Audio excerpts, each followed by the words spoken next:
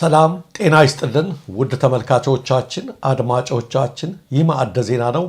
ከሰዓቱ አበይት መረጃዎች ጋር እኔ ደረጃ ሀብተወልድ ነኝ።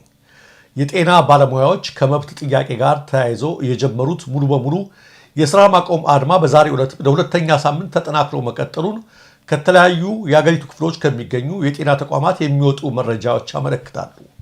እስከዛሬ ድረስ ሙሉ የሥራ ማቆም አድማውን ሳይቀላቀሉ በከፊል በድንገተኛና በህፃናት ክፍል ሲሰሩ የቆዩ እንደ እንጅባራና ላሊበላ የመሳሰሉ አንዳንድ ሆስፒታሎችም በዛሬው ዕለት ሙሉ በሙሉ የሥራ ማቆም አድማውን ተቀላቅለዋል።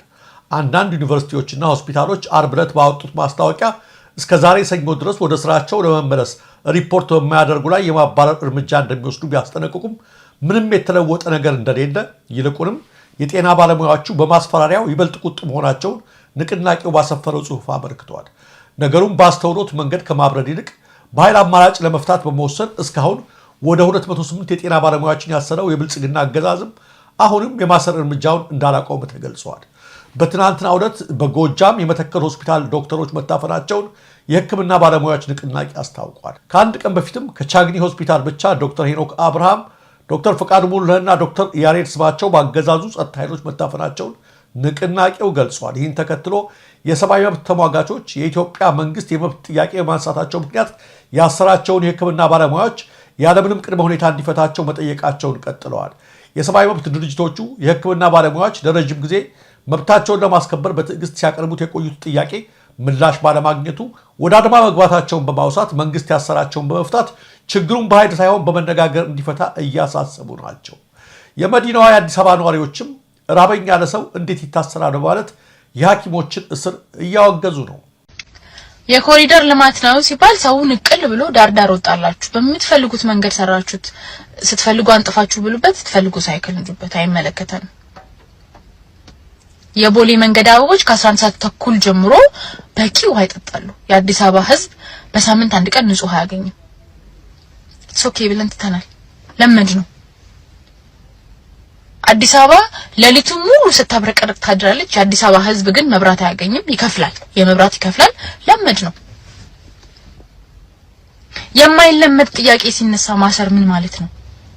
ረሃብ አይለመድም። ረሃብ ሊለመድም አይችል ነገር ነው። የተማረ ሰው ልጆቼን ማስተዳደር አልቻልኩም፣ ቤት ኪራይ ከፍዬ መኖር አልቻልኩም፣ እርቦኛል፣ በቀን አንዴ መብላት አልቻልኩም ያለ ሰው ማሰር ምንድነው ፖይንቱ? የሕክምና ባለሙያዎች ንቅናቄ ዛሬ በድጋሜ ባወጣው መግለጫም የሐኪሞች የመብት ጥያቄ እስካልተመለሰ ድረስ ከአቋማቸው ወደኋላ የሚሉበት አንዳችን ምክንያት እንደሌለ በድጋሜ አረጋግጧል።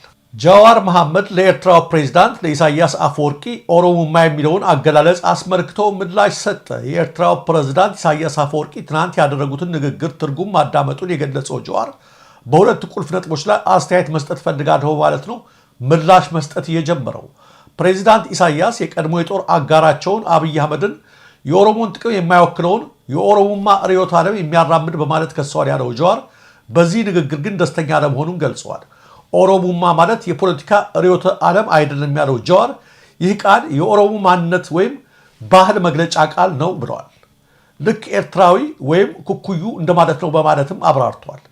በሌላ በኩል ግን ፕሬዚዳንት ኢሳያስ ከ7 ዓመታት በኋላ አብይ የኦሮሞን ሴት እንደማይወክል በማመናቸው ደስተኛ መሆኑን አስታውቋል። ለ10 ዓመታት ከኤርትራ ጋር ሲሰሩ የነበሩትን የኦሮሞ ፖለቲካ መሪዎች ጨምሮ የኦሮሞ ምሁራንና የተከበሩ የሀገር ሽማግሌዎች ለዲሞክራሲያዊ ሽግግር አብይን ሲደግፉ መቆየታቸውን የጠቀሰው ጃዋር ይሁንና ቤተ መንግስት ከገባ በኋላ ሁሉንም ገደል እንዳደረጋቸው አውስቷል። በኤርትራና በኢትዮጵያ መካከል የተፈጠረው የአጭር ጊዜ ትብብር ዘለቄታዊነት ሊኖረው እንዳልቻለ የጠቀሰው ጃዋር እንደዚህ አይነት የአጭር ጊዜ ገቢ ያላቸው ስሌቶች በሁለቱ ሀገራት መካከል መደገም እንደሌለበት መልእክቱን አስተላልፏል። የፕሬዝዳንት ኢሳያስ አፈወርቂ የትናንቱ ንግግር በሁለቱ ሀገራት መካከል ያለው ውጥረት መካረሩን እንደሚያሳይ በመጠቆምም በአፍሪካ ቀንድ ሌላ አውዳሚ ጦርነት ከመምጣቱ በፊት የሚመለከታቸው አካላት ይህንን አደገኛ አካሄድ ለማስቆም አስቸኳይ እርምጃ መውሰድ አለባቸው ብለዋል።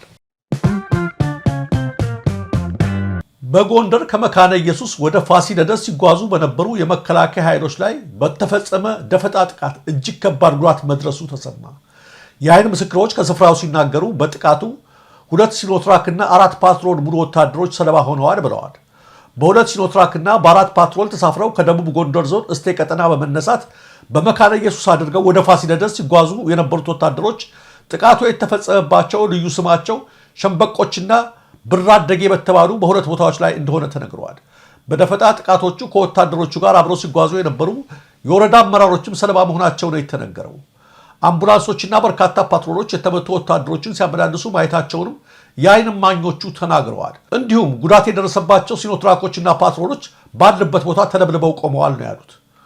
ይህን ተከትሎ በአካባቢው ከፍተኛ ውጥረት መፈጠሩን የገለጹት ነዋሪዎቹ በተለይ ከትናንት ምሽት ጀምሮ በተከታታይ የከባድ መሳሪያ ድምፅ እንደሚሰማ ተናግረዋል። በርካታ የመከላከያ ወታደሮች ላለቁበት ለዚህ ድንገተኛ የደፈጣ ጥቃት በጎንደር ፋኖ የእስቴ ዳንሳ ብርጌድ ኃላፊነቱን ወስዷል። ጉዳዩን አስመልክቶ ከመከላከያ በኩል የተሰጠ ምንም አይነት መግለጫ የለም።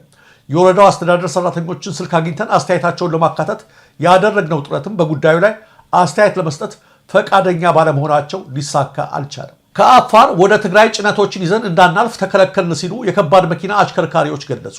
አሽከርካሪዎቹ የሾፌሮች አንደበት በተሰኘው ኦፊሻል ማህበራዊ ትስስር ገጻቸው ላይ ሸቀጣሸቀጥ፣ አትክልትና የድንጋይ ከሰል ከተለያየ ቦታ ጭነን ወደ መቀሌ እየተጓዝን ያለን ተሽከርካሪዎችን በአፋር ክልል አዳማይቱ ከተማ ላይ ገቢዎችና ፖሊስ በጥምረት ከግንቦት 16 ቀን 2017 ዓ.ም ጀምሮ እስካሁን ድረስ አስቁመውናል ብለዋል።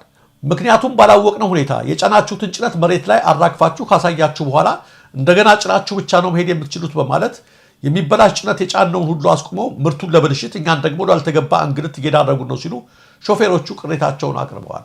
በብልጽግና አገዛዝና በህወሓት መካከል የተፈጠረው ውጥረት እየተካረረ በመምጣቱ ሳቢያ ምናልባት የጦር መሳሪያ ይኖራል ብለው ይሆን ወይስ አጠቃላይ ወደ ትግራይ ጭነት ለማገድ ፈልገው ይሆን የሚለው ነገር ሊገባን አልቻሉም ያሉት አሽከርካሪዎቹ በፖለቲከኞች መካከል ፖለቲካዊ ችግር በተፈጠረ ቁጥር በረሃ ለበረሃ የምንከራተት አሽከርካሪዎች ለስቃይና ለእንግልት መዳረጋችን እጅግ ያሳዝናል ብለዋል። ለተወዳጁ አርቲስት ለቴዎድሮስ ካሳሁን ወይም ቴዲ አፍሮ አባት በጉራጌ ዞን መታሰቢያ ተሰየመላቸው። የቴዲ አፍሮ ወላጅ አባት ካሳሁን ገርማሞ ጋዜጠኛና የመድረክ አስተዋቂ እንደነበሩ ይታወቃል። አቶ ካሳሁን በሕይወት እያሉ ደግ ልብ እንደነበራቸው የቅርብ ሰዎች ሁሉ ይመሰክሩላቸዋል።